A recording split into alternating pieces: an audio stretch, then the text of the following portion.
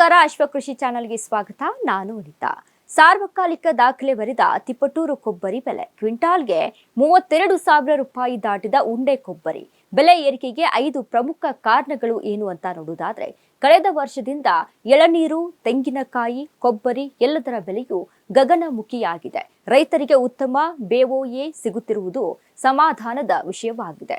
ಈ ಮಧ್ಯೆ ಮತ್ತೊಮ್ಮೆ ತಿಪಟೂರು ಕೊಬ್ಬರಿ ಬೆಲೆ ದಾಖಲೆ ಬರೆದಿದೆ.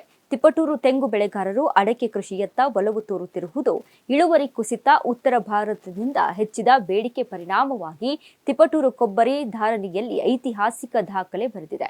ಕಳೆದ ಕೆಲವು ತಿಂಗಳಿನಿಂದ 28,000 ರೂಪಾಯಿನಿಂದ 31,000 ರೂಪಾಯಿವರೆಗೆ ತೂಗುಯ್ಯಾಲೆಯಾಡುತ್ತಿದೆ.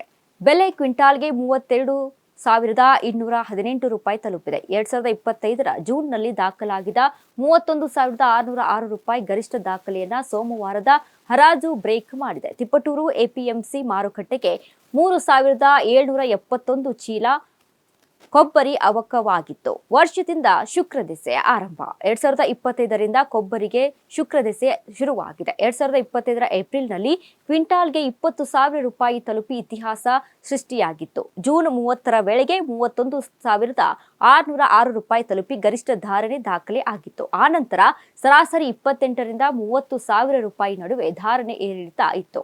ಆ ಎಲ್ಲಾ ಧಾರಣೆ ದಾಖಲೆ ಸೋಮವಾರದ ಹರಾಜಿನಲ್ಲಿ ಮುಂದುವರಿದೆ.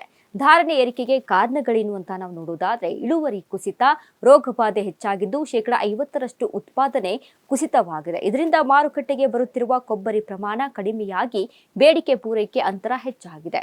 ಇನ್ನು ಅಡಕೆಗೆ ಒತ್ತು. ತೆಂಗು ಬದಲು ರೈತರು ಹೆಚ್ಚಾಗಿ ಅಡಕೆಯತ್ತ ಚಿತ್ತ ನೆಟ್ಟಿದ್ದಾರೆ. ಇದರಿಂದ ಕೊಬ್ಬರಿ ಉತ್ಪಾದನೆ ಕುಂಠಿತಗೊಂಡಿದೆ.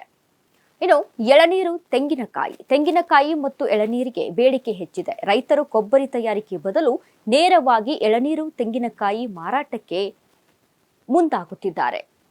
ಎಪಿಎಂಸಿಯ ನಿಯಮ ಬದಲಾವಣೆಯಿಂದ ಸೆಕೆಂಡ್ಸ್ ಕೊಬ್ಬರಿಗೆ ಕಡಿವಾಣ ಹಾಕಲಾಗಿದೆ. ಹೀಗಾಗಿ ಎಪಿಎಂಸಿಗೆ ನೇರವಾಗಿ ಎಲ್ಲಾ ಕೊಬ್ಬರಿ ಬರೋದ್ರಿಂದ ನಿಯಂತ್ರಣಕ್ಕೆ ಸಿಕ್ಕಿದೆ.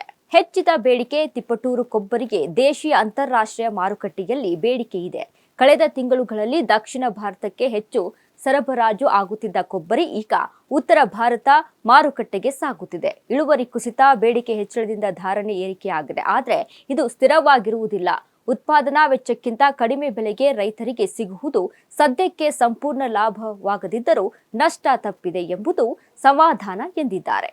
ಐತಿಹಾಸಿಕ ಬೆಲೆ ರೈತರಿಗೆ ಸಂತಸ ತಂದಿದೆ. ಆದರೆ ಇತ್ತೀಚಿನ ದಿನಗಳಲ್ಲಿ ಹಲವಾರು ತರಹದ ರೋಗಗಳಿಂದ ತೆಂಗು ಇಳುವರಿಯಲ್ಲಿ ದೊಡ್ಡ ಪ್ರಮಾಣದ ಕುಸಿತ ಕಂಡಿದ್ದು, ಸರ್ಕಾರ ಇದರ ವೈಜ್ಞಾನಿಕ ಸಮೀಕ್ಷೆ ನಡೆಸಿ ತೆಂಗು ಬೆಳೆಗಾರರ ಸಮಸ್ಯೆಗೆ ಪರಿಹಾರ ನೀಡಿದರೆ ಎಲ್ಲಾ ಬೆಳೆಗಾರರಿಗೂ ಈಗಿನ ಬೆಲೆಯ ಲಾಭ ಸಿಗುತ್ತದೆ ಎಂದಿದ್ದಾರೆ ಶ್ರೀಕಾಂತ್ ಕೆಳಹಟ್ಟಿ, ರಾಜ್ಯ ಕಾರ್ಯದರ್ಶಿ ಬೆಲೆ ಕಾವಲು ಸಮಿತಿ.